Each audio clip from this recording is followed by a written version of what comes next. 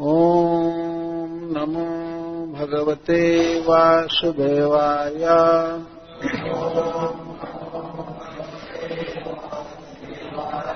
ओम नमो भगवते वासुदेवाय।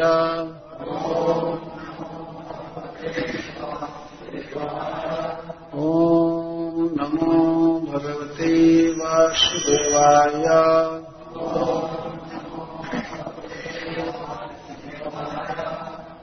श्री शुक उवाच। श्रील सुखदेव गोस्वामी ने कहा,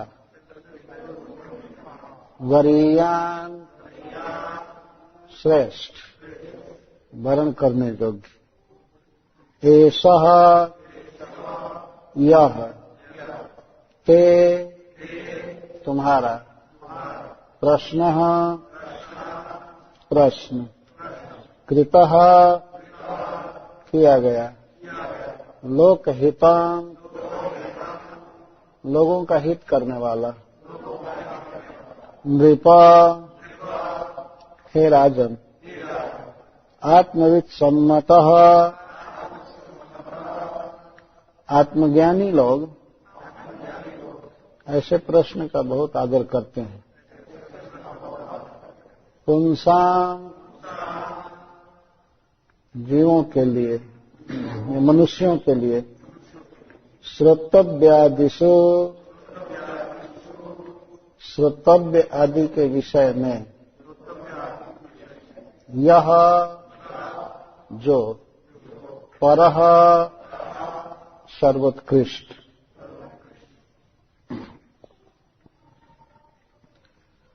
महाराज परीक्षित ने प्रश्न किया है, अतः पृच्छामि संसिद्धिं योगिनां परमं गुरुं, पुरुषस्तेह जत्कार्यं म्रियमाणस्य सर्वथा, यच्छ्रोतव्यमथो जाप्यं यत्कर्तव्यं निर्भि प्रभो, स्मर्तव्यं भजनीयं वा ब्रूहि यद्वा विपर्ययम्। प्रश्न इस प्रकार से है कि हे योगियों के परम गुरु, मनुष्य जीवन की सफलता किस बात में है? क्या मनुष्य प्राप्त कर ले तो माना जाएगा कि उसने अपने जीवन का परम लक्ष्य प्राप्त किया? और अब कृपया स्पष्ट बताइए कि मनुष्य को क्या सुनना चाहिए, क्या बोलना चाहिए और क्या करना चाहिए, किसका स्मरण करना चाहिए और किसका भजन करना चाहिए। इसके साथ ही ब्रूहि यद्वा विपर्ययम्, इसके विपरीत भी बताइए, क्या नहीं सुनना चाहिए, क्या नहीं बोलना चाहिए, क्या नहीं करना चाहिए, क्या याद नहीं करनी चाहिए और किसका भजन नहीं करना चाहिए। तो बहुत स्पष्ट प्रश्न है। महाराज परीक्षित के प्रश्न को सुनकर सबसे पहले श्रील सुखदेव गोस्वामी उस प्रश्न का अभिनंदन कर रहे हैं। राज्ञः प्रश्नम अभिनंदति। गंगा जी के तट पर उन महान ब्रह्मर्षि, राजर्षि और देवर्षियों के बीच में श्रील सुखदेव गोस्वामी महाराज परीक्षित के प्रश्न का उत्तर दे रहे हैं। तो सर्वप्रथम अभिनंदन करते हैं। वरीयाने सते प्रश्नः कृतो लोकहितं नृपः, आत्मविद सम्मत पुंसां श्रोतव्यादिषु यः परः। हे महाराज, मनुष्यों के द्वारा श्रोतव्य आदि के विषय में, अर्थात सुनने योग्य, बोलने योग्य या स्मरण करने योग्य, इन सब के विषय में यह परः प्रश्न ते कृत, आपने यह जो सुंदर प्रश्न किया है, यह वरीयान वर्ण करने योग्य, बहुत अच्छा, बहुत अच्छा पूछा है। किस विषय में पूछा है? पुंसाम श्रोतव्यादिषु, श्रोतव्य, कीर्तितव्य, स्मर्तव्य इत्यादि।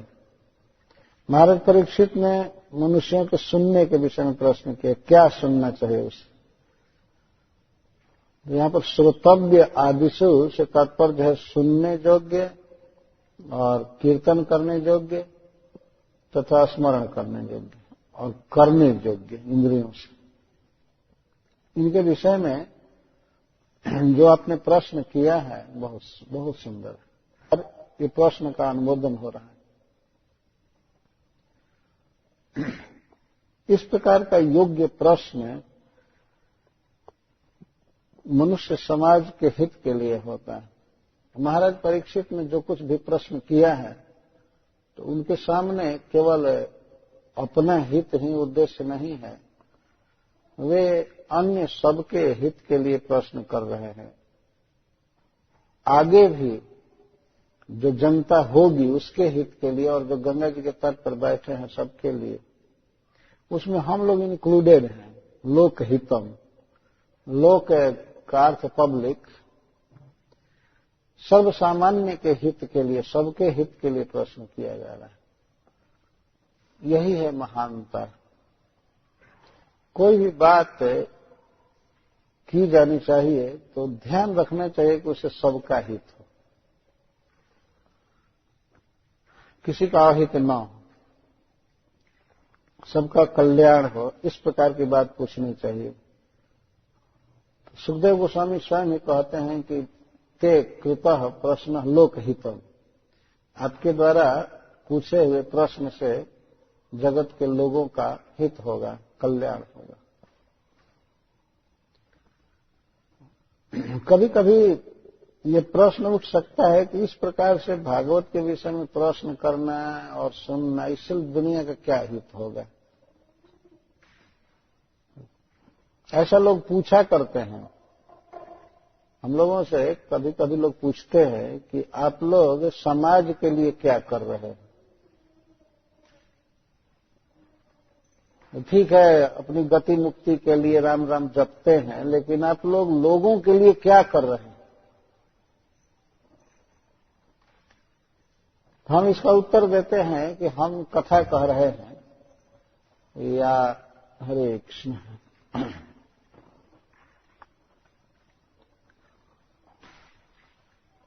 कथा करते हैं या मंदिर चलाते हैं, पुस्तक वितरण करते हैं, प्रसाद वितरण करते हैं, यही तो सबसे बड़ा हित हो रहा है, लोक हित के लिए किया जा रहा है। इसी में जगत का हित। उस भरी सभा में सुखदेव गोस्वामी कहते हैं लोक हितम, इसी में लोक का हित है। आप लोगों ने सुना होगा कई तरह के वेलफेयर सोसाइटी की स्थापना होती है, यहां संघ बनाना, ये संघ बनाना, ये संघ बनाना, विश्व में सुख लाने के लिए, लोगों का हित करने के लिए सारा प्रयास हो रहा है। कोई भी दुनिया का एक भी इंस्टीट्यूशन ये नहीं कहता होगा कि हम दुनिया के लोगों को दुख देने के लिए संस्था बनाए, है ना। कोई कहेगा? यहां तक कि टेररिस्ट भी वे ये नहीं कहते हैं कि हम दुनिया को दुख देने के लिए बनाए, हम दुनिया को ठीक करने के लिए, सुख शांति के लिए गुट बनाए, वो भी क्लेम करते हैं। कोई भी व्यक्ति ऐसा नहीं कहता है कि हम विश्व में अशांति पैदा करने के लिए ये संघ बनाए हैं या ये पंथ अपनाए हैं। सभी यही कह रहे हैं कि हम विश्व शांति के लिए कर रहे हैं, मानव के हित के लिए कर रहे हैं। कभी कभी हमने देखा है हमारे देश में यज्ञ किया जाता है, तो यज्ञ में एक कमेटी बनती है यज्ञ को सफल करने के लिए, और यज्ञ का उद्देश्य लिखा जाता है विश्व शांति के लिए यज्ञ हो रहा है। और यज्ञ का अंत होते होते कमेटी में ही झगड़ा हो जाता है, कमेटी ही शांति प्राप्त नहीं कर पाती है, और विश्व क्या शांति प्राप्त करें, देखा जाता है। तो आखिर प्रश्न तो रह ही जाता है, हित कैसे होगा, विश्व का हित कैसे होगा। तो पहले तो ये पहचानना चाहिए कि हित है क्या, हित क्या चीज है जो होगा या नहीं होगा, वो तो अलग प्रश्न है। मनुष्य का, यह जीव का हित है कि सर्व दुख विनाश पूर्वक परम सुख की प्राप्ति करा देना, ये उसका हित। तो प्रश्न उठेगा, दुख क्या है, सुख क्या है? तो दुख तो सामने सबको दिखाई दे रहा है, सब दुख है। जन्म मृत्यु जरा व्याधि दुख दोषानुदर्शन। जन्म लेने में दुख है, मरने में तो महादुख है ही। और जन्म और मृत्यु के बीच में बुढ़ापा और रोगों का दुख है। ये प्रत्येक व्यक्ति का अनुभूत विषय है। रोग से कितने लोग बहुत व्याकुल हैं, और कुछ लोग बुढ़ापा के दुख से तंग हैं, और कोई रोग हो या न हो, बुढ़ापा ही एक महारोग है अपने आप। ये दो दोष दुख लगे हुए हैं। जीव चाहता है कि हमको सुख मिले, हमको सुख मिले। कैसा सुख है? जो अनंत सुख हो और अनवद्य सुख हो। अनंत सुख का अर्थ है तो चाहता है कि ऐसा सुख जो जिसका कभी अंत न हो, हमेशा कंटिन्यूअस चलता रहे, ऐसा सुख व्यक्ति चाहता है। ऐसा हैप्पीनेस चाहता है, ऐसा सुख चाहता है जिसका एंड न हो, निरंतर हो। प्रत्येक जीव सुख चाहता है। और किस प्रकार का सुख चाहता है? निर्दोष अनवद्य सुख। अवद्य का अर्थ होता है दोष। दुख में, अगर सुख में कुछ दुख मिला हुआ है तो उसको निर्दोष सुख नहीं कहेंगे। दुख के, सुख के जो विरुद्ध तत्व है उसको दुख कहते हैं। तो दुख से यदि बटा हुआ, दुख से मिला हुआ सुख है तो उसको पूर्ण सुख या खांटी सुख नहीं कहते। केवल सुख चाहता है जीव, इसमें दुख मिला हुआ नहीं। परंतु इस संसार में ऐसा सुख मिल ही नहीं सकता है कि जो सुख अंत न हो, जिस सुख का अंत न हो जाए। आप देखते हैं इस संसार में खाने का या स्पर्श करने का, सुनने का, देखने का सुख है कुछ काल के लिए, लेकिन थोड़े ही देर में आदमी कहता है बस बस बस, अंत हो जाता है। कितना भी खाने वाला व्यक्ति हो और कितना भी स्वादिष्ट पदार्थ बनाइए और उसके बाद सर्विंग कीजिए, दीजिए, वो पेट भरने के बाद कहता बस बस बस, नहीं थोड़ा लीजिए, नहीं नहीं नहीं, खत्म हो गया, खाने का सुख खत्म हो गया। बल्कि आदमी देता है तो खाने वाले को बहुत भार महसूस होता है, क्यों दे दिए। कुछ देर तक खाने का सुख मिल रहा था, लेकिन भोजन का सुख नष्ट हो, अंत हो जाता है उसका। और भी कोई भी इंद्रिय तृप्ति का सुख है, कुछ देर के बाद देखना अच्छा नहीं लगता है, कुछ भी अच्छा नहीं लगता। कभी कभी आदमी अपने मित्र से, अपने प्रिय से बात करता है और पहले बातें अच्छी लगती है, कुछ काल के बाद या 1-2 घंटे के बाद वो कहता बस बस जाओ जाओ, अब बात बंद करो, बात मैं सुनना नहीं चाहता, अब अच्छा नहीं लगता। ठीक है तुम जाओ, हो गया हो गया। तो प्रत्येक सुख का अंत इस संसार में है, इसलिए सच्चा सुख नहीं है। और कोई भी सुख है दुख के बिना नहीं है, दुख मिला हुआ है उस सुख में, दुख मिला हुआ है। अब जैसे मान लीजिए आप लोग यहाँ बहुत अच्छी कार से चलते हैं, लेकिन कार से चलने में भी एक दुख है। जब गैस स्टेशन पर गैस भरवाना होता है तो दुख होता है कि नहीं? ये दुख है। मनुष्य तो सोचेगा कि 1 लीटर भरा लेता है और पूरे 200,000 माइल गाड़ी रन करती, उतने में बिल भरना एक दुख है। और उस पर भी और भी अनेक दुख है।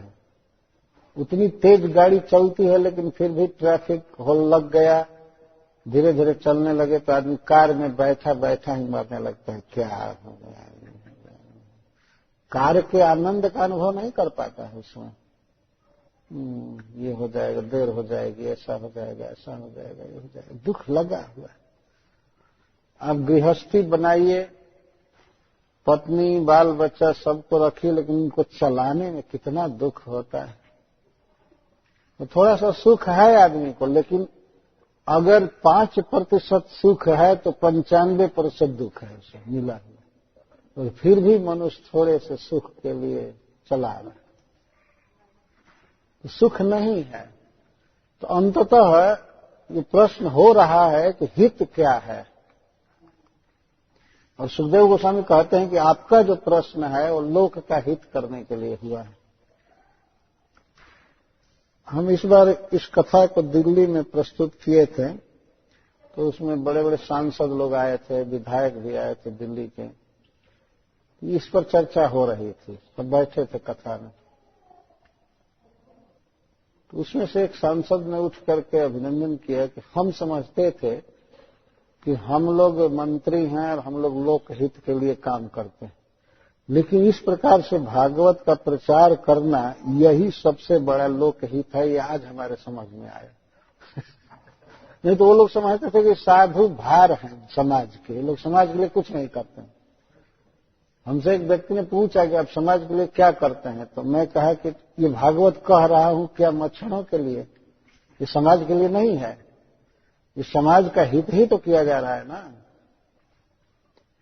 और सुखदेव गोस्वामी सभा के बीच में कह रहे हैं कि कृतो लोक हितम नृप, इसी से लोक का हित होगा। लोक मतलब लोग।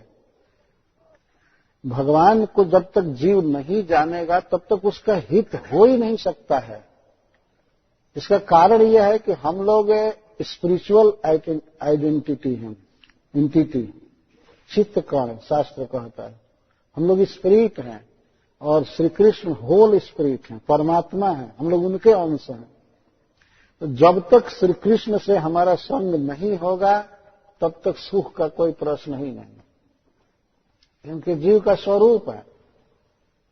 श्री प्रहलाद महाराज ने भागवत में कहा है कि हरिर ही साक्षात भगवान शरीरिणाम आत्मा झसाणाम एवं तोय निप्सितम। भगवान हरि श्री कृष्ण जीवों के लिए उतना आवश्यक है जितना जलचरों के लिए जल आवश्यक, मछली के लिए जितना जल आवश्यक। आप देख सकते हैं कि किसी मछली को जल से बाहर करके किसी भी उपाय से उसे सुखी नहीं किया जा सकता है ना। और कोई मूर्खतावश व्यक्ति मछलियों का हित करने के लिए उनको जल से बाहर कर दे और बाहर आने के बाद अनेक उपाय करे, ऐसे सुखी हो जाए, ऐसे सुखी हो जाए, तो मछलियों की हालत बिगड़ती जाएगी। भले हृदय में कितनी भी संवेदना हो मनुष्य के और अपने समझ से वो मछलियों का हित करना चाहता है, लेकिन कुछ भी करेगा तो उसे मछलियों की दशा बिगड़ती जाएगी, उनका हित नहीं हो सकता।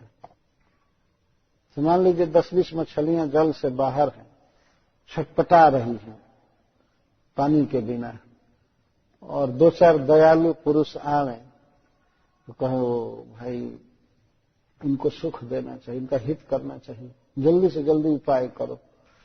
तो कोई कहे कि ऐसा काम करो कि कहीं से कोई डॉक्टर बुलाकर इंजेक्शन दो किसी मछली को, इंजेक्शन देने से हो सकता है कि ठीक हो जाए। तो कोई डॉक्टर मूर्खता बस आकर के उस मछली को इंजेक्शन दे तो और तो मारेगा ही ना, उसको पता नहीं है कि जल के बिना तड़फड़ा रही। दूसरा कोई आए कहे कि नहीं नहीं मैं समझ रहा हूं भोजन के बिना मर रही है, इसको जितना अच्छा से अच्छा राइस, बासमती राइस का भात ला करके दो, या खीर खिलाओ, रसगुल्ला, गुलाब जामुन इसको दो, ये खाएगा, ठीक हो जाएगा। और खिलाने का प्रयास किया जाए, क्या मछली सुखी हो सकती है उससे? कोई कहे कि ऐसे नहीं ठीक होगा, इसके सामने टीवी ऑन करो, टीवी दिखाओ, अनेक प्रकार के शो, क्या क्या चैनल बदल बदल कर सुखी हो जाएगी। नहीं नहीं, उसकी हालत और बिगड़ती जाएगी। कोई कहे कि इसको एक काम करो कि झूले पर झूला दो, ठीक हो जाए। कोई कहे कि इसको वायुयान पर घुमा दो, ये सबसे अच्छी गाड़ी पर मतलब कार पर इसको थोड़ा घुमा दो। कुछ भी करेंगे मछली की हालत बिगड़ती जाएगी, बिगड़ती जाएगी, क्योंकि उसका स्वरूप है वो जल में ही सुखी हो सकती है। तो और जितने भी उपाय किए जाएंगे वो मछली का नुकसान करेगा, अहित करेगा। एक ही उपाय है मछली को सुखी करने का कि उसे शुद्ध जल में डाल दिया जाए, वो बिल्कुल स्वस्थ हो जाएगा, ठीक हो जाएगा। इसी तरह से हम लोग श्री कृष्ण के अंश हैं, बिना श्री कृष्ण के संग के हम सुखी हो ही नहीं सकते। तो प्रहलाद महाराज कहते हैं कि हरि ही साक्षात भगवान शरीरिणाम आत्मा झसाणा नियतो निप्सितम। भगवान श्री हरि जीवों के लिए उतने प्रिय हैं जितना मछलियों के लिए जल प्रिय है। जलहीन होकर के मछली सुखी नहीं हो सकती है, इसी तरह कृष्ण से विमुख रह करके हम लोग सुखी नहीं हो सकते। तो जीव का हित कैसे है, किस बात में है कि जीव को कृष्ण के बारे में बताया जाए और वह कृष्ण से युक्त हो, कृष्ण के पास आ जाए, कृष्ण की सेवा करे, कृष्ण को समझे, कृष्ण का कीर्तन करे, सुने, इससे सुखी होगा। तो सुखदेव गोस्वामी कहते हैं कि हे महाराज, आपका यह प्रश्न लोक हित के लिए, इसी से लोक का हित है बस। अन्यथा सारा समाज और जितनी संस्थाएं हैं सब कुछ करते रहे, संसार का दुख जाने वाला नहीं। संसार का दुख जाएगा भगवान कृष्ण के नाम कीर्तन से। हरे कृष्णा कृष्णा कृष्णा हरे हरे, हरे राम राम राम हरे हरे। तो इस पर प्रश्न हो सकता है कि सुखदेव जी आप ऐसी बात क्यों कह रहे हैं? तो कहते हैं कि आत्मविद सम्मतः, जितने भी आत्मज्ञानी हैं, जो भगवत तत्व को और जीव के तत्व को जानते हैं ठीक से, वे लोग ऐसे प्रश्न का बहुत आदर करते हैं। कोई भी व्यक्ति अपने वक्तव्य का प्रामाण्य उपस्थित करना चाहता है, मैं जो कह रहा हूं बिल्कुल ठीक है, तो इस पर सुखदेव गोस्वामी सदाचार बता रहे हैं कि जितने भी आत्मज्ञानी हैं, ब्रह्मज्ञानी हैं, भगवान के भक्त हैं, वे सब ऐसे प्रश्न का बहुत आदर करते हैं, आत्मविद सम्मत। और दुनिया के प्रश्नों का वो आदर नहीं करते हैं। भगवान के बारे में अगर न पूछा जाए तो ऐसे सब प्रश्न बेकार होते हैं, फालतू प्रश्न होते हैं। देखने में भले लगे कि धार्मिक प्रश्न है, लेकिन वो थर्ड क्लास का होता है। एक बार मैं कथा कह करके बंद किया तो एक व्यक्ति हमसे प्रश्न किया, महाराज जी जो गणेश जी का मस्तक काट दिए थे भगवान शिव, वो मस्तक क्या हुआ? हेड काट दिया गया था उनका, वो क्या हुआ? तुमने कहा कि हमको पता नहीं है, हमको इसका कोई पता नहीं है क्या हुआ। तो कहते हैं नहीं, आप जरा पता लगाइए।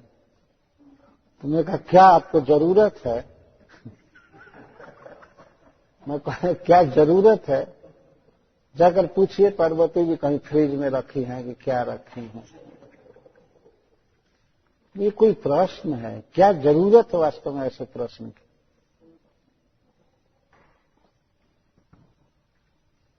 दुनिया तो प्रश्न और उत्तर से भरा हुआ है, चारों तरफ प्रश्न है, उत्तर है, ये है, वो है, नाना प्रकार के। ऐसे प्रश्नों से जीवन व्यर्थ जा रहा है। तो आत्मिक सम्मतः पुंसम, आत्मज्ञानियों के द्वारा इस प्रश्न का बहुत आदर होता है। मतलब ऐसे प्रश्न को सुनते हैं, इसके विषय में उत्तर देते हैं, सुनते हैं, श्रवण कीर्तन करते। जीव का क्या कर्तव्य है, क्या बोलना चाहिए, क्या सुनना चाहिए, क्या याद करना चाहिए, कितना फर्स्ट क्लास का प्रश्न है। और यह जीवों के हित के लिए प्रश्न है, बहुत आवश्यक। मान लीजिए मछलियां छटपटा रही हैं तट पर कहीं, और उनमें से किसी मछली के मन में ये प्रश्न आवे कि क्या उपाय करने से हमारी छटपटाहट जाएगी, और उत्तर देने वाला कोई व्यक्ति जाकर कहे कि जल में गिरने से। जब तुम लोग सरोवर में जाओगी, ये समुद्र में या नदी में, तब सुखी हो पाओगी। तो प्रश्न पूछा जाए वो समुद्र कहाँ है, कितना दूर है, कैसे जाएंगे, कैसे उसमें गिरेंगे। तो इस तरह से जीव यहां दुख से दग्ध है, तो श्री कृष्ण के विषय में उसे प्रश्न करना चाहिए। सारा प्रश्न श्री कृष्ण से संबंधित है। इस प्रकार प्रश्न का अभिनंदन करते हैं। कहते हैं कि पुंसम श्रोतव्यादिषु यह परः, मनुष्य के लिए जो भी सुनने लायक, बोलने लायक, स्मरण करने लायक विषय है, उनमें से तो आपका प्रश्न ही सबसे श्रेष्ठ है। ऐसे प्रश्न को सुनना चाहिए। मतलब प्रश्न और प्रश्न के उत्तर में जो वक्तव्य विषय है उसको सुनना चाहिए, इसी में हित है। इस प्रकार प्रश्न का अभिनंदन करके अब ब्रूहि जद्वा विपर्जयम, पहले विपरीत का उत्तर दे रहे हैं 3 श्लोक। वृथा क्रियाकलाप में मनुष्यों की आयु का व्यय होता है, व्यर्थ दिन चला जाता है, यह दिखाते हुए ये बता रहे हैं कि मनुष्य को क्या नहीं सुनना चाहिए, क्या नहीं बोलना चाहिए, किसका स्मरण नहीं करना चाहिए। सबसे पहले विपरीत उत्तर देते हैं। कहते हैं श्रोतव्यादीनि राजेन्द्र नृणाम सन्ति सहस्रशः अपश्यताम आत्मतत्त्वं गृहेषु गृहमेधिनाम्। हे महाराज, जो गृहेषु, गृह में आसक्त हैं और इस कारण से गृहमेधी हैं, ऐसे गृहमेधियों के लिए, घर गृहस्थी में जो आसक्त हैं, उनके लिए तो सुनने और कहने की कोटि कोटि चीजें हैं। बहुत व्यर्थ बातें बोलते हैं, बहुत बहुत सुनने की चीज है। सुनने के लिए, बोलने के लिए, देखने के लिए, स्मरण करने के लिए, उनके लिए तो बहुत बहुत विषय है। आप देख रहे कितनी पत्रिकाएं निकलती हैं, कितने बुक्स निकलते हैं, कितने प्रवचन होते हैं, भाषण होते हैं, तो लोग सुन ही रहे हैं, सुन रहे हैं, चारों तरफ बोल रहे हैं, स्मरण कर रहे हैं। तो जो अपश्यताम आत्म तत्व, जो लोग आत्मा को नहीं जानते हैं, भगवान के साथ अपने संबंध को नहीं पहचानते हैं, उनके लिए तो कहने, सुनने, स्मरण करने के हजारों हजारों विषय है, करोड़ों करोड़ों विषय है। अपश्यताम आत्म तत्व, अपश्यताम का अर्थ जो नहीं देखते, नहीं समझते।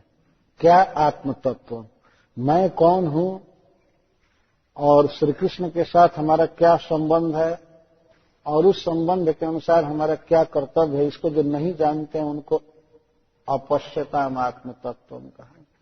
आत्मा को नहीं जानते, बिल्कुल मूर्ख हैं, अपने स्वरूप को नहीं जानते, तो उनके लिए तो सुनने, कहने आदि की बातें हजारों हजारों हैं। यहाँ सहस्रशः का अर्थ अनंत, अनंत प्रकार से लोग सुन रहे हैं।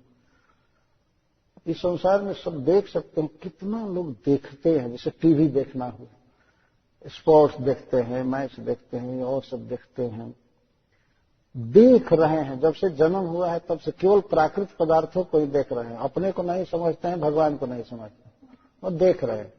बोलते भी हैं नाना प्रकार से, संसार का वर्णन करते हैं, तो सुनते हैं, और मन में अनेक क्रियाओं का, अनेक लोगों का स्मरण होता रहता है, और अनंत अनंत प्रकार से खा रहे हैं, सुन रहे हैं, टच कर रहे हैं। टच के भी अनेक विषय हैं संसार में।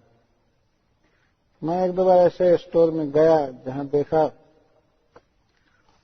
सोने के लिए अनेक प्रकार के गद्दे का वर्णन किया गया, सजाया गया। आपको हम कंफर्टेबल स्लीप की व्यवस्था करते हैं, ऐसे सोइए, ऐसा बेड है, ये है, वो है। एक जगह तो मैं देखा कि कुत्ता के लिए अलग बेड सब बेच रहे थे, उस पर कुत्ता को बैठा करके और ऐसे उसका फोटो आराम से रखा गया, फोटो में।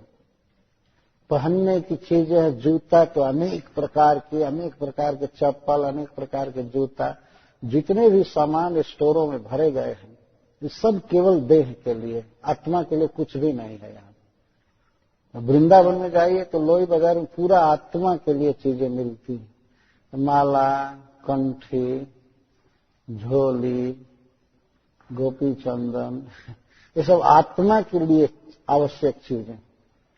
और ये सब शरीर तक के लिए, शरीर को भी कोई सुख नहीं देती चीज। तो शरीर के सुख के लिए कितनी कितनी चीजें बना रहे हैं, ट्रांसपोर्ट कर रहे हैं, बेच रहे हैं और कंज्यूम किया जा रहा है, भोग रहे हैं। सैटरडे संडे को जाइए तो पूरा पार्किंग लॉट भरा रहता है स्टोरों पे, तो शॉपिंग हो रहा है। तो उन वस्तुओं को बनाने में, ट्रांसपोर्ट करने में, बेचने में सारा समय जा रहा है। खाने की हजारों चीजें हैं, हजारों प्रकार के बोतल, हजारों प्रकार के खाद्य पदार्थ अनावश्यक हैं, कोई और जरूरी नहीं।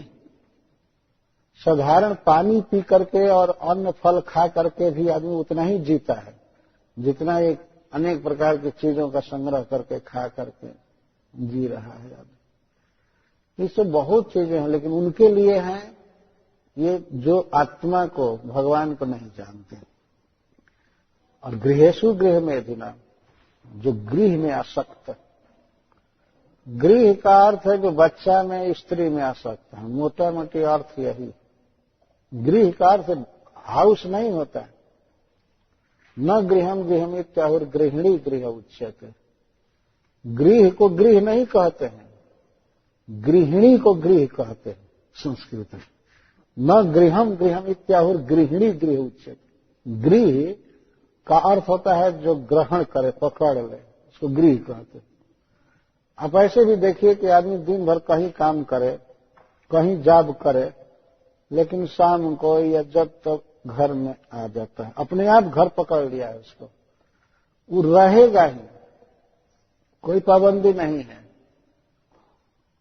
कि तुम घर पर जाओगे, जाना ही पड़ेगा, कोई अनुशासन नहीं, वो अपने आप चला जाता।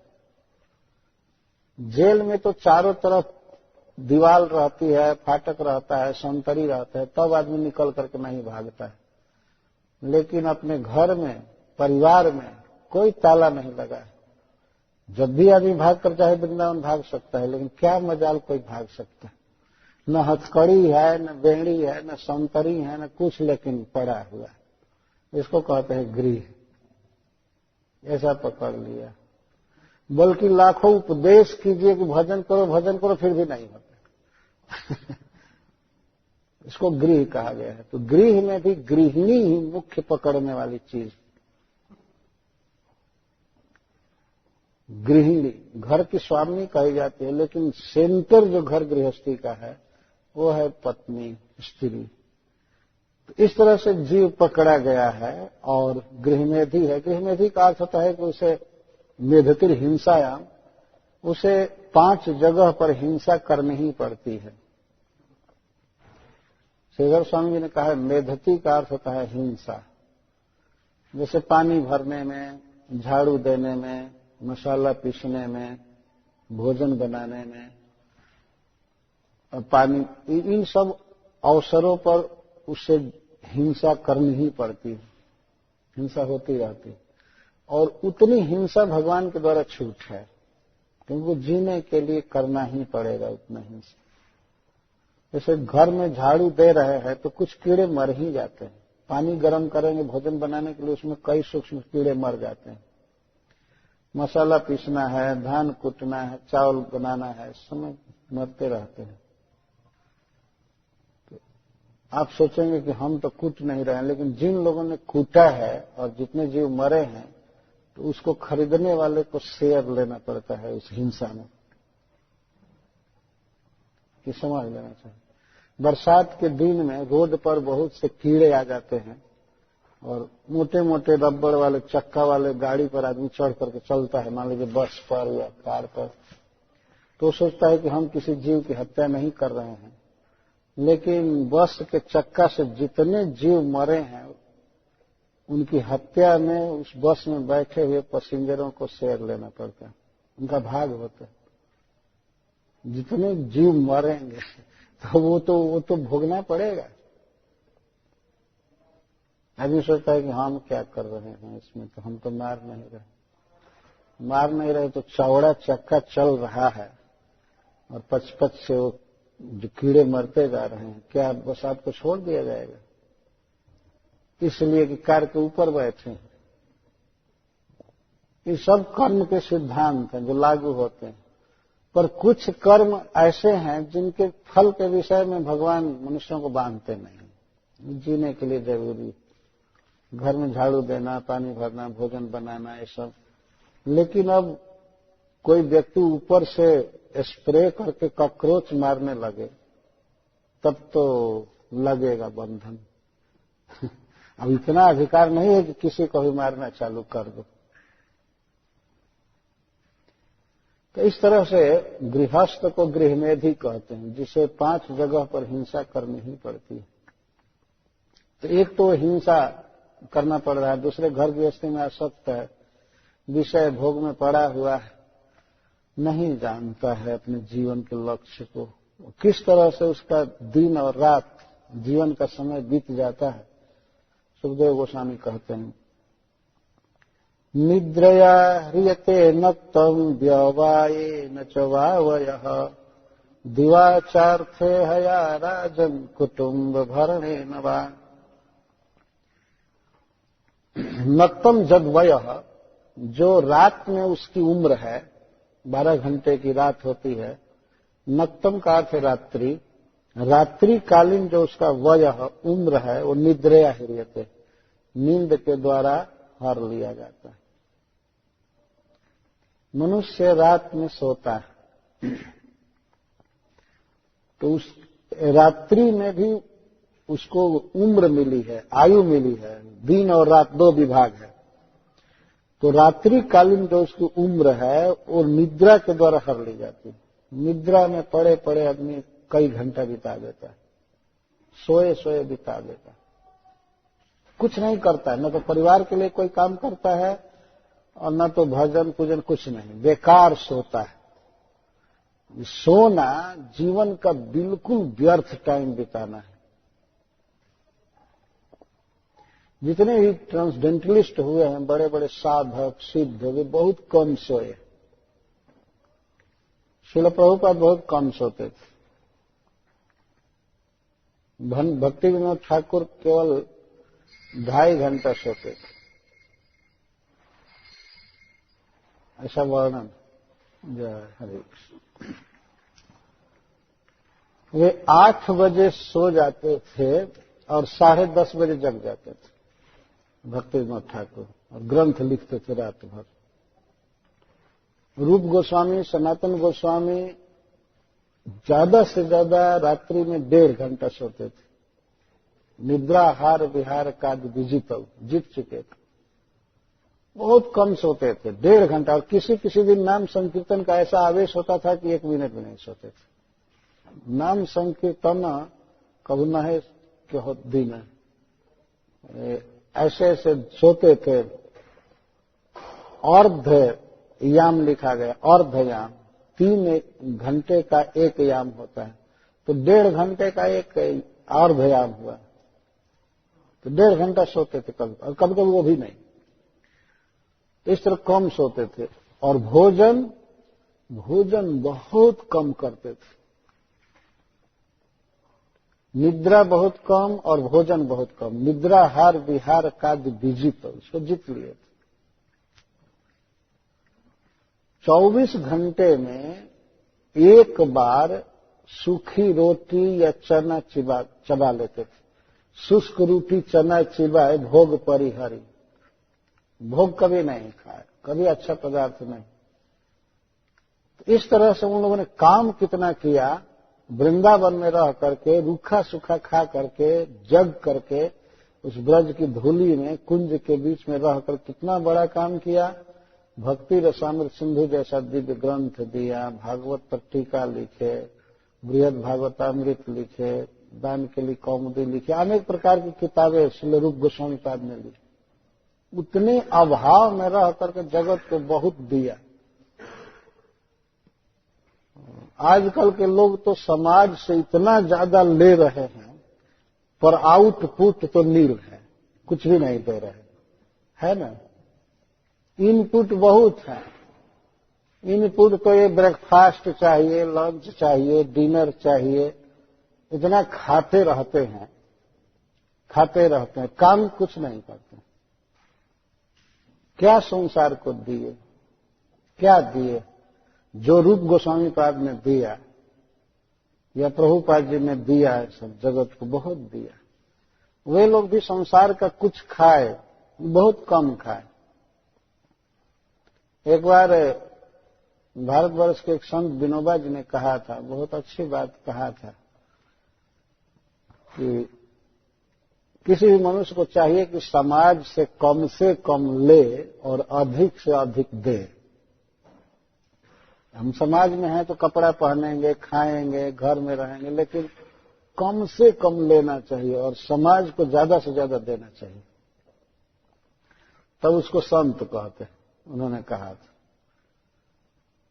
और अब जो जितना ही छोटा आदमी होता है, संत नहीं है, खल है, तो वो समाज से जितना ही ज्यादा से ज्यादा लेता है और देता बहुत कम, बल्कि नहीं देता, केवल खाओ खाओ खाओ, समाज का हित नहीं किया, कुछ नहीं किया। तो इस तरह से निद्रा जो है वो जीवन का एक व्यर्थ टाइम है। तो नींद में लोगों की आयु बीत जाती है।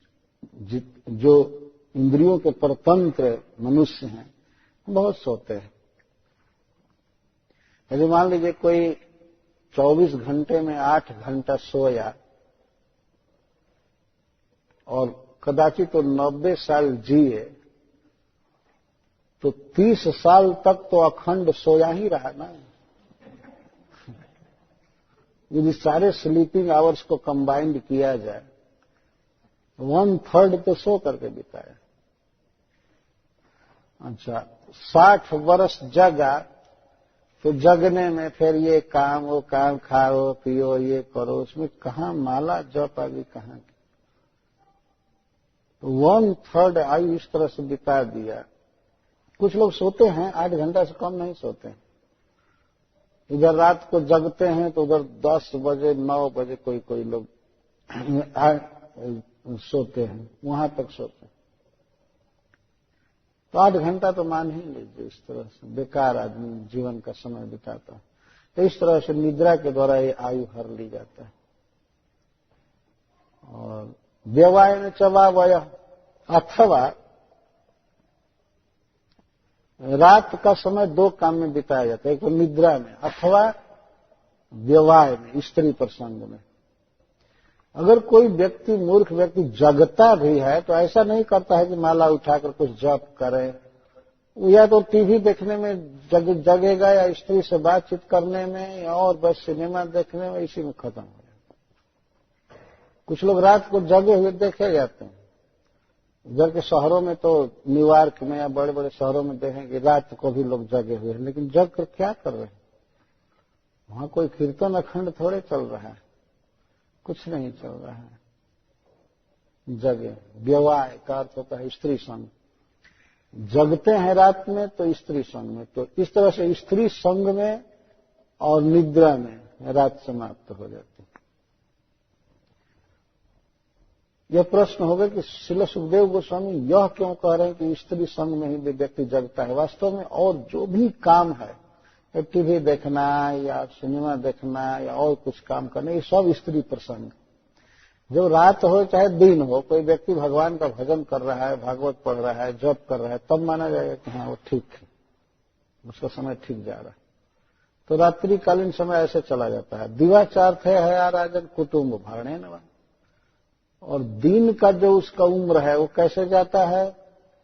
अर्थे हया, अर्थ या पैसा के लिए काम करने में, जॉब करने में, ये वो दौड़ने जाने आने में, काम करने में समय चला, पैसा कमाने में। दिन का समय पैसा कमाने में चला जाता है। अथवा सैटरडे और संडे को कुटुंब भरने नवा, शॉपिंग में चला जाता है। ये खरीदो, ये करो, पिकनिक में जाओ, पार्टी में जाओ, सैटरडे संडे वैसे खत्म, और बाकी दिन गधे की तरह काम करो। इसी में जा रहा है दिन। तो अर्थे हया कुटुंब भरणे नवा। किसी किसी को देखा भी जाता है कि सैटरडे को संडे को छुट्टी हुई है तो उस दिन कुटुंब का भरण करता है, किसको क्या लाना है, किसको क्या लाना है, ये सफाई करो, ये करो, वो करो, तो गया। तो सैटरडे संडे ऐसे चला जाता है और फिर हाय रे मंडे आ जाता है। कुछ लोगों के लिए तो बहुत दुखद काल। वीकेंड बहुत अच्छा लगता है और वीकडेज बहुत बुरा लगता है। आदमी चाहता नहीं है इस तरह परिश्रम करना, लेकिन क्या करेंगे, करना ही पड़ता है। 8-8 घंटे परिश्रम किया और आने जाने में जो देख ही रहे हैं ट्रैफिक, ये कोई जीवन है? रोड पर चलना, कार में चलना, ये कोई जीवन नहीं है वास्तव में। लेकिन मनुष्य इस तरह से फंसा हुआ है। कितने लोगों का तो लगता है कि 3-4 घंटा रोज रोड पर बीत जाता होगा, है ना? हाँ।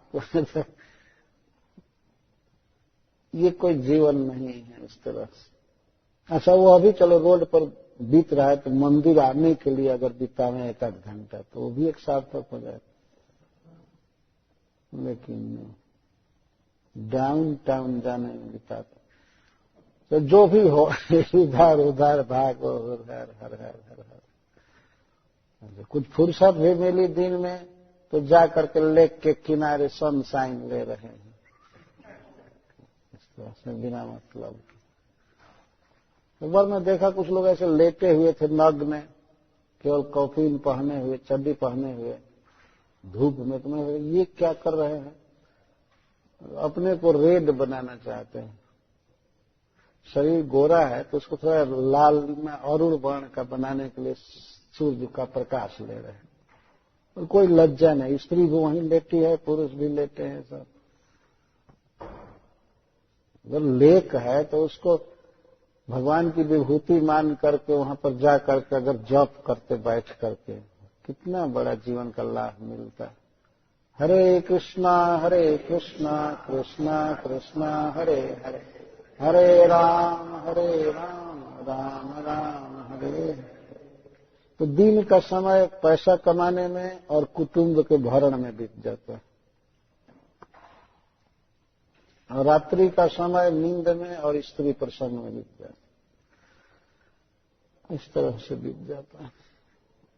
तो एक प्रश्न होता है कि मनुष्य यह कैसे नहीं देख पाता है कि शरीर नश्वर है, परिवार नश्वर है, फिर भी परिवार के पालन आदि में ही क्यों लगा रहता है?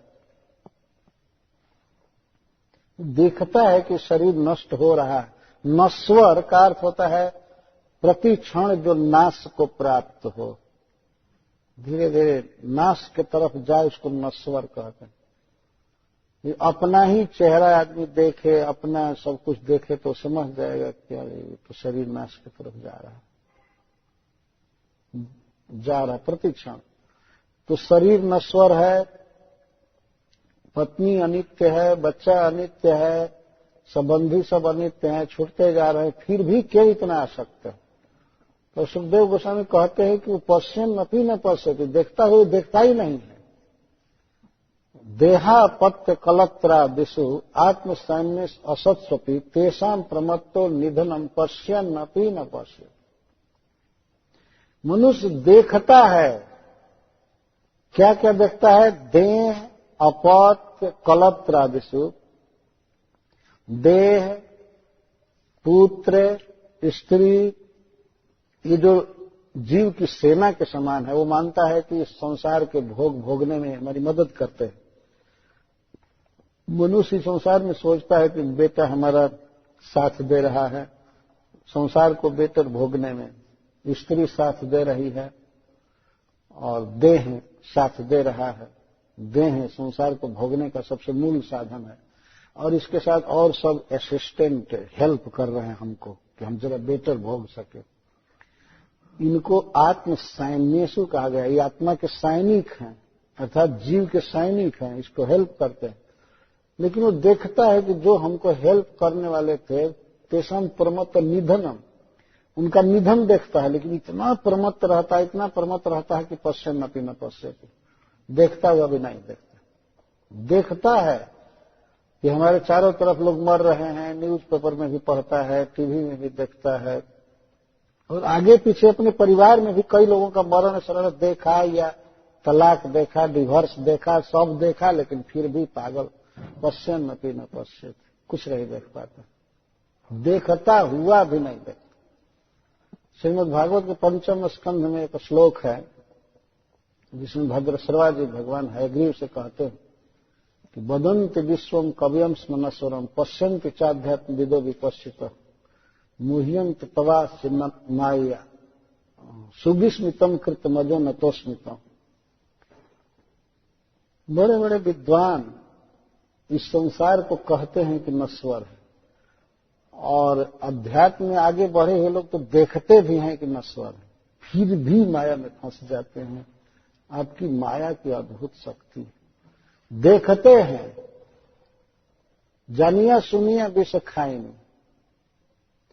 देखने का अर्थ है कि कोई मान लीजिए जहर रखा हुआ है बोतल में, और उस पर लिखा है लेबल पॉइजन लिखा है, और दो चार आदमी बाहर से भी निकट में भी कहते हैं कि पॉइजन है, लेकिन हाय रे उठा करके पी देखते हैं। जानिया सुनिया विष खाई, मनुष्य जन्म पाइया राधा कृष्ण ना भजिया, जानिया सुनिया विष खाई। जान गया कि विष है और दूसरे लोग सुना भी रहे थे फिर भी खा लिए। हरि हरि विफले जन्म गवान, ये दशा है मनुष्य। वास्तव में भगवान की माया अद्भुत प्रचंड है, अद्भुत शक्तिशाली। और एक श्लोक में भद्रश्रवा जी कहते हैं तो अद्भुत बात कहते हैं कि मनुष्य देखता है कि हमारे पिताजी मर गए, चले गए, और यह भी देखता है कि हमसे जन्मा हुआ व्यक्ति बच्चा भी मर गया, आगे जन्म लेने वाला भी मर गया, बाद में हमसे जो जन्म लिया वो भी मर गया। कभी कभी ऐसा होता है, अपने पुत्र को ही लेकर के श्मशान में जाना पड़ता है, परंतु उस समय भी व्यक्ति असत का ध्यान करता रहा। ध्यान असत जरि विकर्म से निर्हित पुत्रम पितरम जिजी विशति। अद्भुत आपकी माया है प्रभु कि व्यक्ति अपने पिता का निर्हार करके दाह संस्कार करके, अपने पुत्र का दाह संस्कार करके बीच में स्वयं जीना चाहता है। वो ये नहीं देखता है कि मैं भी मर जाऊंगा, बल्कि वह आनंद मनाता है कि पुत्र कुछ छोड़ दिया है सामान तो उसको भोगने लगता है, और पिता छोड़ करके गया है तो उसको तो भोगता ही। उसको बिल्कुल ध्यान नहीं रहता है कि अगली बार मेरी बारी है। ठीक तरह से शास्त्र कहता है, बलि का बकरा या कसाई जो बकरे का मांस बेचता है तो वह बकरों को सजा करके रखता है एक जगह पर, देखा गया, और जैसे जैसे ग्राहक आते हैं काट काट करके बेचता जाता है। खास करके काली जी की पूजा करने वाले लोग भी ऐसे देखे जाते हैं, तो बकरा चढ़ाते हैं काली जी को, बलि देते हैं, तो कुछ बकरे बंधे रहते हैं, तो उन बकरों को क्या करता है वो वर्षी पर कि लाल कपड़ा ओढ़ा देता है, स्वागत करता है इनका, तो वस्त्र समर्पित करता है, तिलक देता है, माला पहनाता है, और कुछ पुआ या चना डाल देता है, खाता रहता है, घास डाल देता है। और वो बकरा ये नहीं देखता है कि 2 मिनट के बाद ही मेरे मस्तक पर तलवार चलने वाला है, कुछ नहीं जानता, और खाने में लगा रहता है।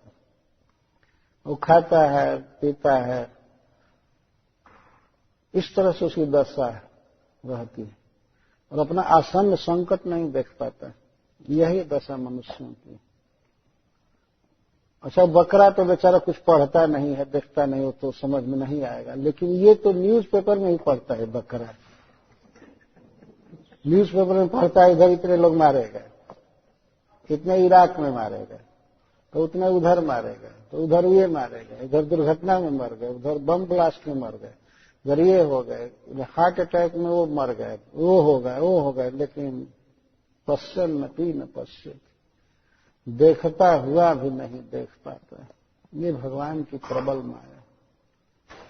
एक बार महाराज युधिष्ठिर से यक्ष ने पूछा, किमाश्चर्यम, आश्चर्य क्या है? उसने 100 प्रश्न किया था युधिष्ठिर महाराज, आश्चर्य क्या है? तो महाराज युधिष्ठिर कहते हैं, अहन्य हन्य भूतानि गच्छन्ति जम्हालयम शेषा स्थावरम इच्छन्ति किमाश्चर्य न कह पर। प्रतिदिन, प्रति क्षण, मिनट, सेकंड जीव जमराज के घर जा रहे हैं, मर रहे हैं, लेकिन शेषा जो बचे हुए हैं वे स्थावरम इच्छन्ति, वो अपनी अचल स्थिति चाहते हैं। किमाश्चर्य मत पर, इससे बढ़कर क्या आश्चर्य हो सकता है? तो चारों तरफ लोग मर ही रहे हैं, तो तुम कैसे अचल रह जाओगे भाई? तुम्हारा शरीर कोई बहुत फौलाद का बना हुआ है क्या? अन्य सबका जैसे शरीर था वैसे ही शरीर है, और मर ही रहे हैं लोग, सम छूट ही रहा है, फिर भी लोग, आश्चर्य है कि स्थावरम इच्छन्ति, स्थिति चाहते हैं हम यहीं रहें, हम मरे ना, कुछ भी हो जाए ना मरे। आदमी क्या क्या हार्ट का ऑपरेशन करवा करके जैसे तैसे जीना चाहता, मरना चाहता नहीं, लेकिन कुछ भी हो मरना तो पड़ेगा। तो इस तरह से सुखदेव गोस्वामी विपर्यय का वर्णन कर रहे हैं, किस तरह से जीव फंसा हुआ है इस संसार में। अब असली प्रश्न का उत्तर दे रहे हैं, क्या सुनना चाहिए, क्या बोलना चाहिए, क्या स्मरण करना चाहिए, किसका भजन करना चाहिए। तब कहते ये पॉजिटिव उत्तर है, तस्माद् भारत सर्वात्मा भगवान ईश्वरो हरिः श्रोतव्यः कीर्तितव्यश्च स्मर्तव्यश्च इच्छता भयम। अभयम इच्छता, हे महाराज परीक्षित, जो व्यक्ति अभय चाहता है, मुक्ति चाहता है, जन्म मृत्यु से छूटना चाहता है, उस व्यक्ति के द्वारा भगवान हरि ही श्रोतव्य है, कीर्तितव्य है, स्मर्तव्य है। यदि वास्तव में कोई चाहता है संसार बंधन से छूटना, दुख से मुक्त होना, तो उसे चाहिए कि भगवान कृष्ण का श्रवण करे, कीर्तन करे, वर्णन करे, स्मरण करे। यहाँ पर भगवान विष्णु के लिए या श्री कृष्ण के लिए 4 विशेषण बताया गया है। इस प्रश्न में, इस श्लोक में सब कुछ आ गया है। किसका भजन करना चाहिए? हरि का, जिन्हें ईश्वर कहते हैं, भगवान कहते हैं और सर्वात्मा कहते हैं। भगवान के 4 नाम दिए गए हैं यहाँ, उनका भजन करना चाहिए, उनके विषय में सुनना चाहिए। इसको हम लोग क्लियर कह सकते हैं, हरि के विषय में सुनना चाहिए, हरि के विषय में कीर्तन करना चाहिए, स्मरण करना चाहिए। तो सबसे पहले सर्वात्मा, सर्वात्मा का अर्थ है परम प्रिय। श्रीधर स्वामी जी अर्थ कर, जितने भी जीव हैं इस संसार में, उनके वास्तविक प्रीति के विषय, प्रेमास्पद भगवान श्री कृष्ण है, विष्णु है। जीव उन्हीं को खोज रहा है किसी भी योनि में। भगवान सभी जीवों के परम प्रिय हैं, भले ज्ञान हो या न हो जीव को, लेकिन वही प्रिय है, उन्हीं को खोज रहा है वो किसी भी योनि में, क्योंकि वो सर्वात्मा है। वैसे किसी शरीर में आप देखिए, जब तक चेतन शक्ति रहती है, आत्मा रहता है, तभी तक व्यक्ति प्रेम करता है। और वो आत्मा है क्या? भगवान श्री कृष्ण का एक अंश है। ममई वंशो जीव लोक जीव भूत सनातन। कोई व्यक्ति जब तक जीवित है, चाहे वो पति है, चाहे पत्नी है, चाहे पुत्र है, मित्र है, जब तक जीवित है तभी तक प्रिय लगता है ना। जीवित रहने पर आदमी कहता है मेरी पत्नी है, मेरा बच्चा है, मेरा भाई है, मेरा पिता है, चाहे ये है वो है। लेकिन जब ही आत्मा शरीर को छोड़ करके चला जाता है, अब वो मरा हुआ शरीर प्रिय नहीं लगता है ना। शरीर प्रिय नहीं लगता है, कितना भी प्रिय शरीर पहले से हो, लेकिन क्या मरे हुए शरीर को कोई रखेगा? पता नहीं, कुछ लोग पिरामिड में रखे हैं, क्या किए वो लोग तो ऐसे अज्ञानी लोग, जो भी हो। लेकिन यहां तो कोई नहीं रखना चाहता है, कोई भी व्यक्ति, चाहे जमीन के अंदर दफनावे, चाहे जलावे, चाहे पानी में डाले, शरीर डाल दिया जाता है। कोई नहीं कह सकता ना ये शरीर बहुत मुझे प्रिय था, मैं तो इसको रखूंगा। क्या रखोगे? दो दिन में ही सड़ जाएगा, नहीं रख सकता। तो शरीर प्रिय नहीं है ना, ये सिद्धांत स्थापित हुआ। तो उस शरीर के भीतर रह करके जो बोल रहा था, सुन रहा था, वो प्रिय है। और वह है क्या? वह श्री कृष्ण का एक अंश है। तो अंततः तो श्री कृष्ण ही प्रिय हुए ना, अंततः तो जीव श्री कृष्ण से ही प्रेम कर रहा है, क्योंकि उनका अंश जब तक शरीर में रहा तब तक प्रेम रहा। अपने अंश को उन्होंने खींच लिया, जैसे सूर्य अपने किरणों को समेट ले तो अंधकार छा जाता है। तो शरीर में जो भी सुख है या सुंदरता है देखने में लग रहा है, वो तो आत्मा की उपस्थिति के कारण है।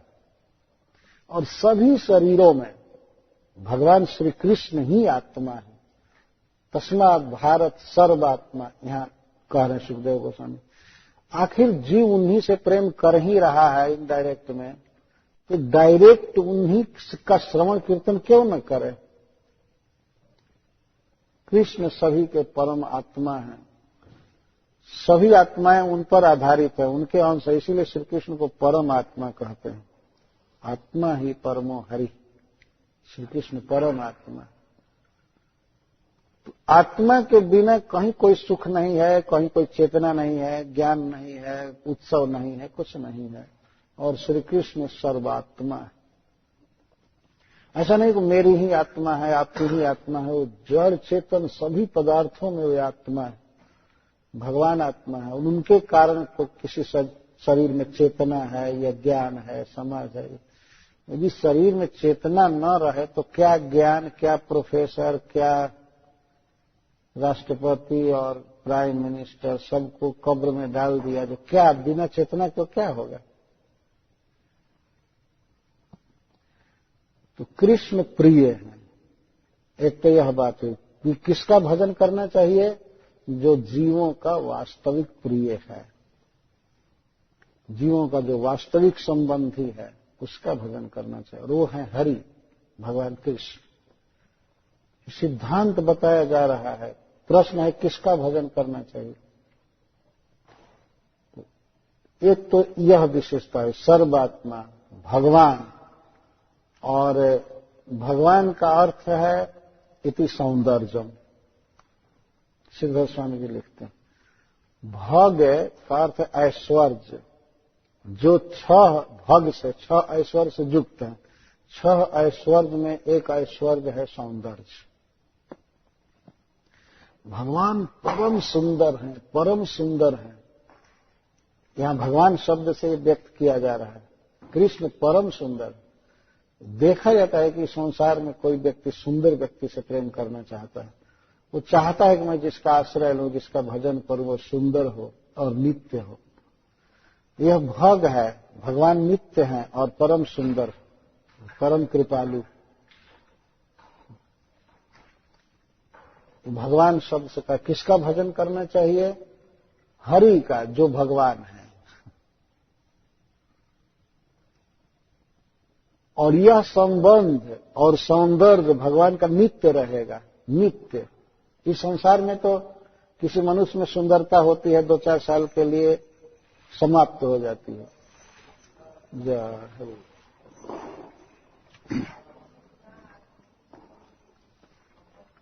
और संबंध भी समाप्त हो जाता है। तो श्री कृष्ण सदा रहेंगे और सदा एक रस स्थिति में रहेंगे। और अपने प्रेमियों के साथ भगवान का जो भाव है वो कभी नहीं बदलेगा। जो प्रेम है, प्रेम रहेगा। और श्री कृष्ण की सुंदरता रहेगी, भक्तों के प्रति उनका प्रेम रहेगा और संबंध नित्य रहेगा। क्योंकि श्री कृष्ण पर काल का कोई असर नहीं है, वे वृद्ध हो नहीं सकते।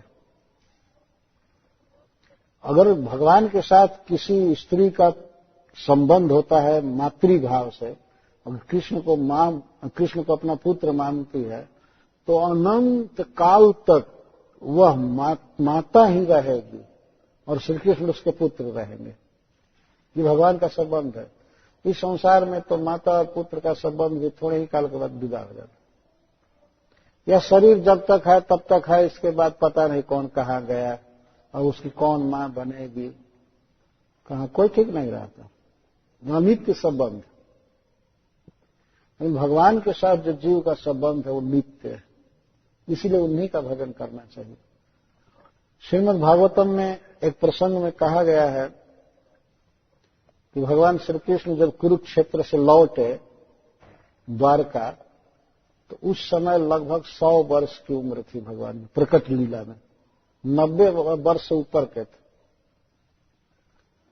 90 वर्ष के ऊपर का व्यक्ति ये लौटा है अपने घर में, जिसकी 16,000 पत्नियां हैं, तो सबसे पहले भगवान अपनी माताओं के घर में गए। इनकी बहुत सी माताएं थी, तो स्वयं देवकी जी 7 बहन थी और भी माताएं थी। तो भगवान प्रवेश करते हैं माताओं के घर में, तो जितनी माताएं थी उतने रूप से प्रवेश किया। और वर्णन किया गया है कि माताएं इनको अपने गोद में ले करके और दूध पिलाने लगी। स्तन से दूध चू रहा था, स्पष्ट शुद्ध गोस्वामी वर्णन करते हैं। आंखों से आंसू और स्तन से दूध चू रहा था और भगवान बिल्कुल गोद में बैठ गए थे। 90 साल तक किसी माता का दूध रहेगा स्तन में, और जब तक बच्चा भात रोटी नहीं खाता है तभी तक दूध रहता है ना। जब कड़ा चीज खाने लगता है तो भगवान ने दूध भी खत्म कर देते। थोड़े काल के लिए ये रहता है। लेकिन श्री कृष्ण के साथ यदि कोई माता पुत्र का भाव करे तो हमेशा पुत्रवती रहेगी। भगवान कभी समाप्त होने वाले हैं नहीं, अनंत काल तक मां रहेगी, सदा के लिए मां रहेगी और भगवान पुत्र रहेंगे। अगर किसी के मित्र बनते हैं तो सदा मित्र रहेंगे, भगवान का भाव बदल नहीं सकता। अगर वे पिता हैं किसी के तो सदा पिता रहेंगे, पिता तो सबके है ही बस। तो सदा इस संबंध स्थापित किया जाता है। कोई भाग्यवती स्त्री यदि भगवान को अपना पति मानती है तो सदा सुहागिन रहेगी, अनंत काल तक श्री कृष्ण उसके पति रहेंगे। तो जो वास्तव में जीवों के संबंधी हैं, परम सुंदर हैं और जिनका मनोभाव, जिनका प्रेम जीवों के प्रति नित्य रहता है, उन्हीं का भजन करना चाहिए। जो लोग यह कह देते हैं कि किसी भी देवता का भजन करो, किसी को भी इष्ट देव मानो, वास्तव में पागल है। वो समझते नहीं क्या कोई करेगा। जीव के वास्तविक बंधु, वास्तविक प्रिय, प्रीति के विषय श्री कृष्ण है। तीसरी विशेषता बता रहे हैं ईश्वर, वे नियंता है। अंततः श्री कृष्ण के अधीन ही जीव को रहना है। ऐसे भी अंततः उनका कमांड रहेगा। ऐसा नहीं है कि भगवान हाथ जोड़कर कह रहे हैं कि मेरा भजन करो। नहीं, भजन करने पर फिर खैरियत नहीं है। यह भी है क्योंकि जमराज आदि इन्हीं के दास हैं। नहीं, भजन करने वालों की बहुत अच्छी मरम्मत कर देते हैं। श्री कृष्ण ईश्वर हैं। जीवों का जन्म, मरण, भोग, यह लोक परलोक सब कुछ श्री कृष्ण के हाथ में है। वे ईश्वर हैं। ईश्वर का अर्थ होता है कंट्रोलर। इस संसार में मनुष्य जिससे प्रेम करना चाहता है, हो सकता है कोई ईश्वर ना हो। कोई मान लीजिए घर का मालिक है, चाहे देश का मालिक है, स्टेट का मालिक है। कितने दिन तक? 5 साल तक। फिर चुनाव हुआ दूसरा। क्या कोई ईश्वर है? कमांडर इन चीफ ऐसे लिखते हैं ना, कमांडर इन चीफ है और कुछ ही काल के बाद उसको कोई रोग कमांड करेगा। वो क्या कमांड कर पाएगा? कुछ नहीं कर सकता। किसी की स्थिति ठीक नहीं है। सदा से ईश्वर है श्री कृष्ण। कमांड है ब्रह्मा जी पर, शिव जी पर, जमराज जी पर, सूर्य पर, चंद्रमा पर। मया ध्यक्षण प्रकृति सूयते सचराचरम हेतु नाने न कौनते जगत भी परिवर्तते सब कुछ भगवान के अधीन है। तो जो अंततः उनके अधीन ही रहना है तो क्यों नहीं अनुकूल भाव से उनके अधीन रहे? अधीन रहना ही है। अरे कोई श्री कृष्ण से बाहर हो जाता, इनके कंट्रोल से बाहर हो जाता तो माना जाता चलो नहीं, अंततः तो उनके अधीन ही रहना है। कब शरीर जाएगा, कब शरीर दूसरा मिलेगा, क्या खाने को मिलेगा, क्या पहनने को मिलेगा, कब मित्र मिलेंगे, माँ मिलेगी, पिता मिलेंगे, भाई मिलेंगे, सब कुछ कृष्ण के हाथ में है। इसीलिए ऐसे सर्वसमर्थ श्री कृष्ण का भजन करना चाहिए, इनके विषय में सुनना चाहिए, बोलना चाहिए। और चौथा गुण बता रहे हैं भगवान का, हरि। हरि का अर्थ इति बंध है हरित्वम, श्रीधर स्वामी जी कहते, जो बंधन हर लेते हैं, जीव का दुख हर लेंगे, कर्म बंधन हर लेते हैं, उनको हरि कहते हैं।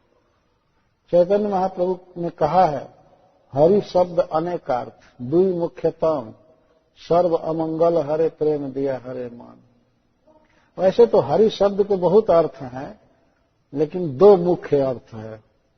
यह है सर्व अमंगल हरे, अपने भक्त के, शरणागत के सभी दुख को भगवान हर लेते हैं। हरति इति हरि, जो हर ले उसको हरि कहते, तो सारा दुख हर लेते हैं भगवान, सारा अमंगल दूर कर देते हैं। जो हम लोग स्वस्ति वाचन श्लोक में पढ़ते हैं,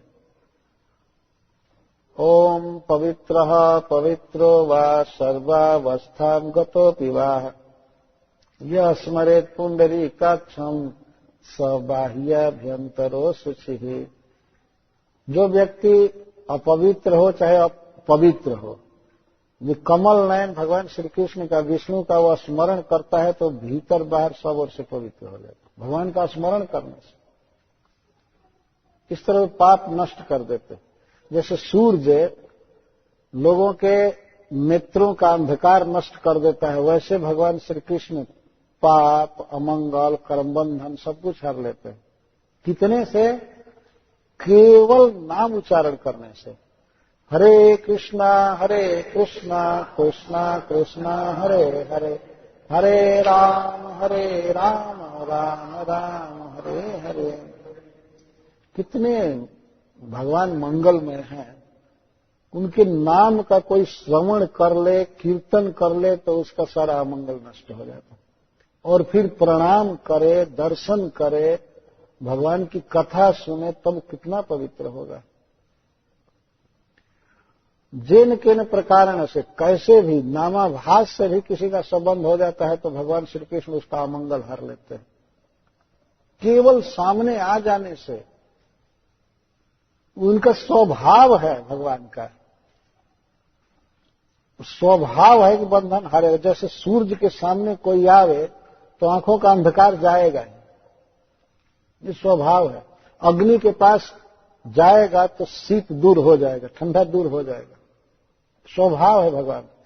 उनका कोई नाम लेता है, उनको प्रणाम करता है, चिंतन करता है, उनके पास आता है तो उसका अमंगल नष्ट हो जाता है। जैसे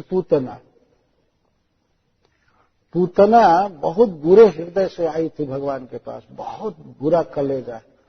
श्री कृष्ण को अपना स्तन पिलाकर, अपने स्तन में लगे हुए हलाहल विष पिला करके उनको मारने के लिए आई थी।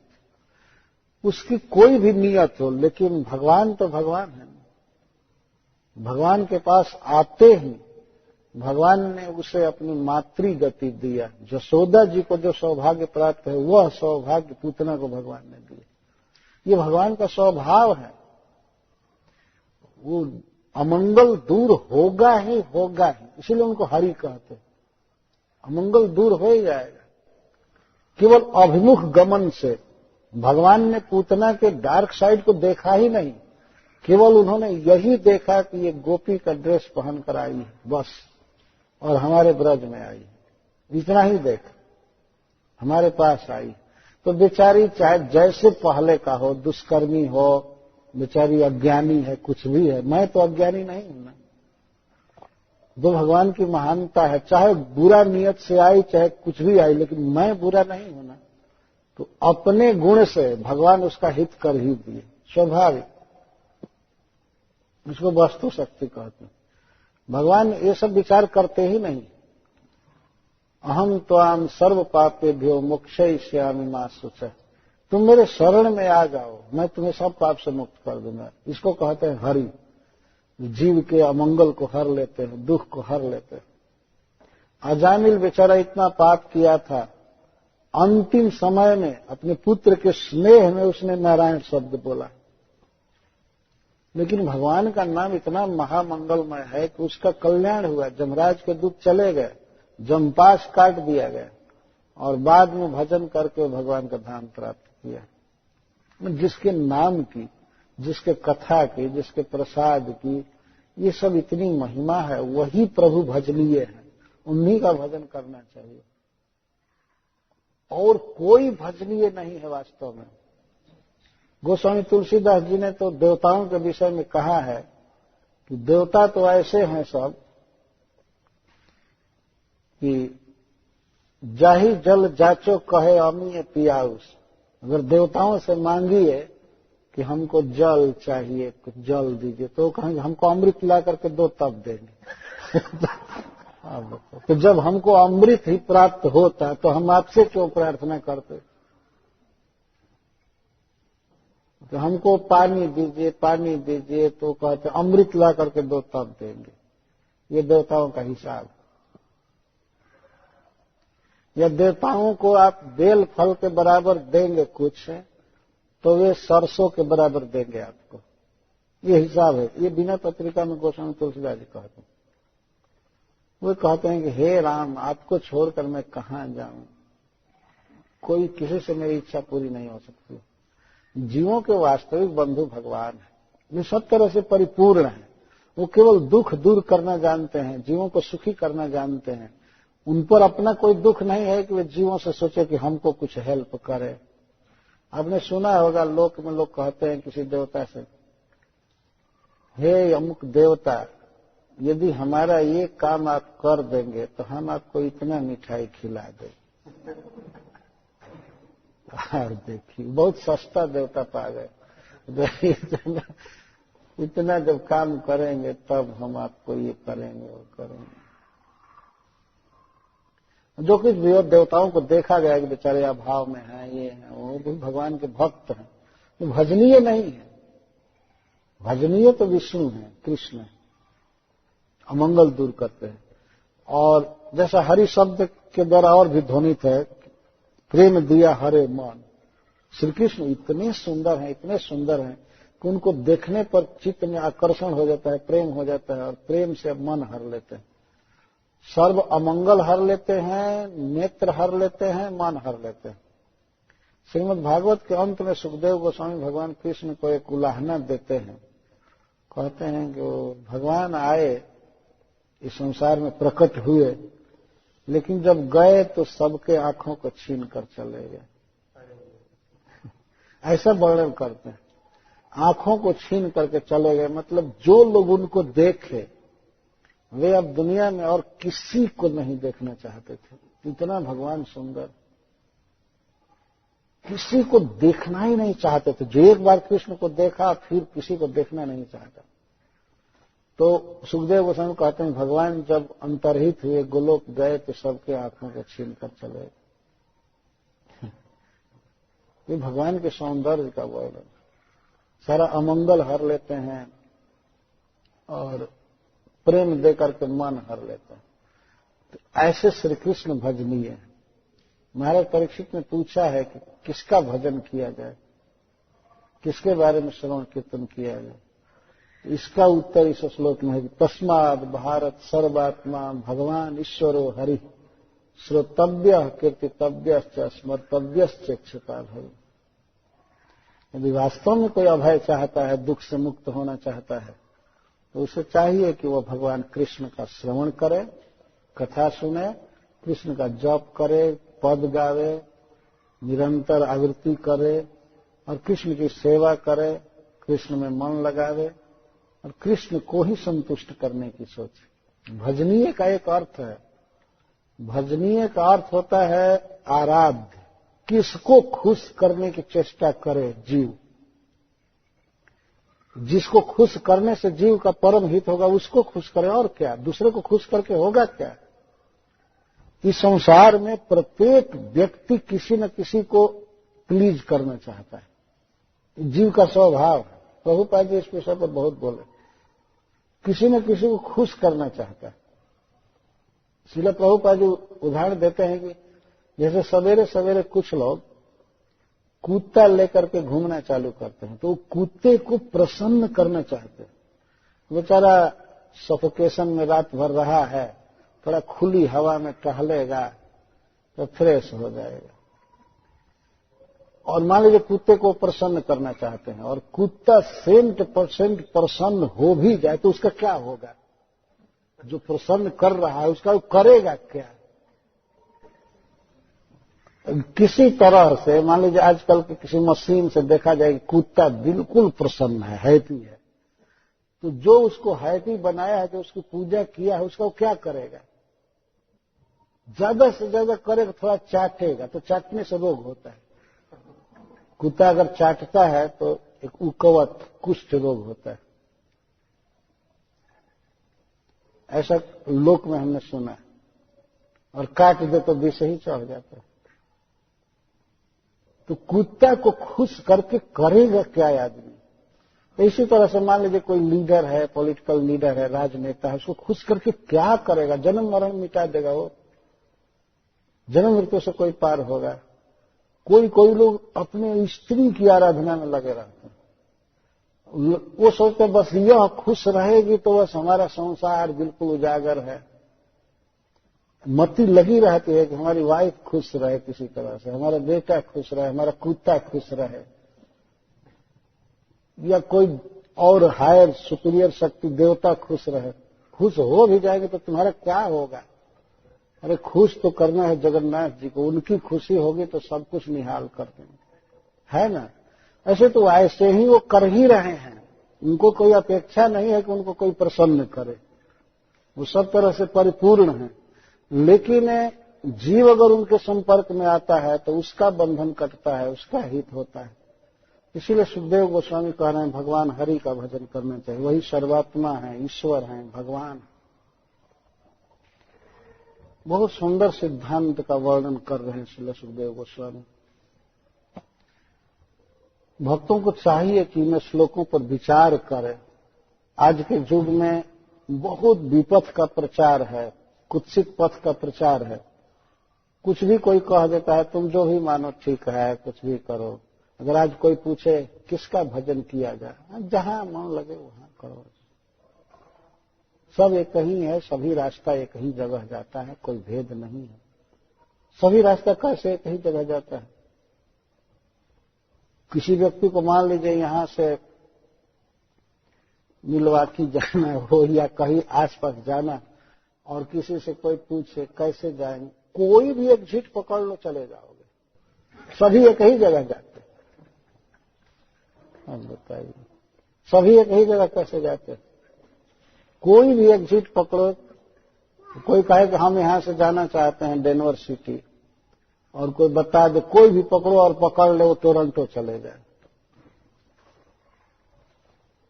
कोई भी रास्ता कैसे चला जाता है भाई? कहीं जाने के लिए रास्ता निश्चित है ना कि ये जाएगा, ये जाएगा, ये जाएगा। तो आजकल एक फैशन हो गया है, और मूर्ख लोग, साधारण पब्लिक इसको उदार मानते हैं।